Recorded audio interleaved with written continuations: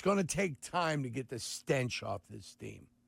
And the stench is there from what happened last year, the way they played, the way they lost 10 games in a row. The stench is there. I'd say the last couple of years, yeah. And you've got to be careful of Ryan Poles wanting to get in the way of that stench being removed. Here's some PFF power rankings ahead of the draft now that we've arrived at draft week. So the Bears are 24th. No, they're much higher. 28th. No, I should have said they're better. Sorry. Yeah, forgive me. They're better than 24. They're better. Yeah, they're better. Much better. 19. Better. We're doing this again, guys. We did it last year. We did it last year. I've mentioned this a million times. If they're above 19, I can't believe it. They've got the Bears at 13th. Yeah, I don't believe it. They write the team needs are still edge, an interior defensive line, and safety. You notice how at least they don't put running back on there. They write that the Bears found ways to better a roster that already could have been playoff caliber by adding Joe Thuney, Drew Dahlman, and Dio Odengbo in free agency. The talent is there for agency and trades. Talent's there. The talent again. is there for Chicago to reach its first postseason since There 2020. again, guys. But Caleb Williams and Rome Odunze will need to play like top 10 picks to make this happen.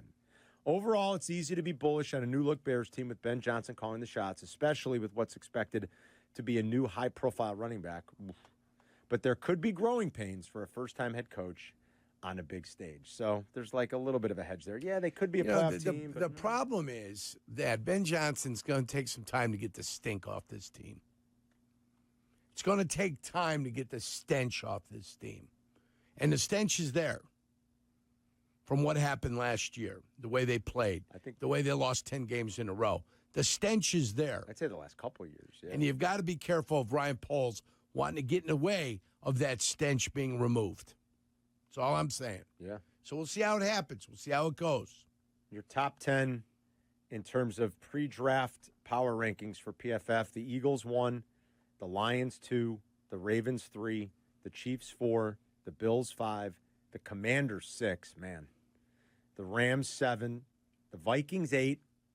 Seems a little high, but they are a talented roster. They just got to figure out what's going to happen with that quarterback and if they're going to get good play out of that position. The Broncos 9th and the Houston Texans 10th. There's your top 10 going into the draft. Randy's in Seattle on ESPN 1000. Hey, Randy. Hi, guys.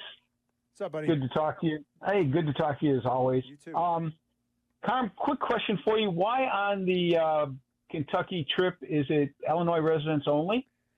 I'm not a lawyer, Randy. I can't answer that. Okay. I just figured. That's from our legal department, my friend. Yeah, that comes from legal. Yeah. That comes down the no pipeline. problem. Yeah.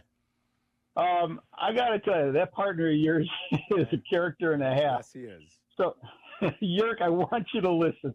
All right, I'm listening. The phrase that you have blown several times is "fool me once, shame on you.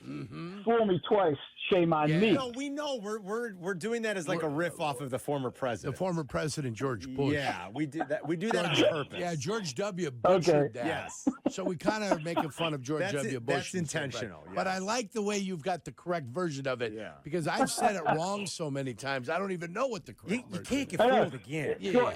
Or you combine that, Yerk, with the fact that you're like a guy who doesn't know quite the right words to a song, but sings them out anyway at the top of his voice. Yeah. Someone shaved my wife tonight. Sugar Bear. Yeah, Elton John's best song. Bears topic. I have kind of reconciled myself to believing that the Bears are going to take Ty Warren. Oh, boy. I don't want them to. I still believe, like you guys do, I want linemen. But I think Ryan Poles, he's the same guy who last year thought he did enough to help the offensive line. He certainly did. This year, he certainly has. And I believe he thinks that's enough, combined with the fact that Ben Johnson loves to run 12 formations with 2 tight ends. I don't believe he cares all that much about Cole Kmet, and certainly doesn't think he can run what he wants to run if Cole Kmet is your top tight end. And so I don't believe Austin Gentry is going to be there. Ashton Gentry, sorry. Or he'd be a consideration, and that's why I think they're going Ty Warren, boys. There's more and more smoke, so you could be right, Randy, and we'll see Thursday night. Maybe a lot of this is just the Bears trying to get certain things out there to get people off the scent of somebody they really like. You don't know what happens this time of year. You use your friends in the media to kind of pump that misinformation a little bit, and you play the deception game a little bit.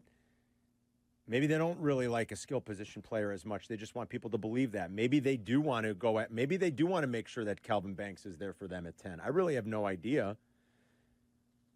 But if they want some competition for Braxton Jones, where are you getting that? Can you wait to the second round and get Ursary? Maybe. I'll tell you this, loose lips sink ships, and the Bears don't have loose lips. I think that's the one thing we've known over the course of time. They do play close to the vest, unless it's the number one and it's obvious. This has been and they've got no choice. This has been harder to pull any information, any little pieces of information at all as compared to recent years for whatever reason. Been very hard. Yep. Just asking around a little bit here in the last couple weeks, it's like radio silence, not playing the game. So it's been very hard. Maybe that's Ben Johnson's arrival. I don't know what it is, and what they're hoping to convince people of, and what they really want. But somewhere in those first three picks, you'd imagine a tackle is coming off the board to the Bears, because if you really are not sold on Jones and you're at all worried about him coming off of surgery and you want some competition, is it really Amagaji?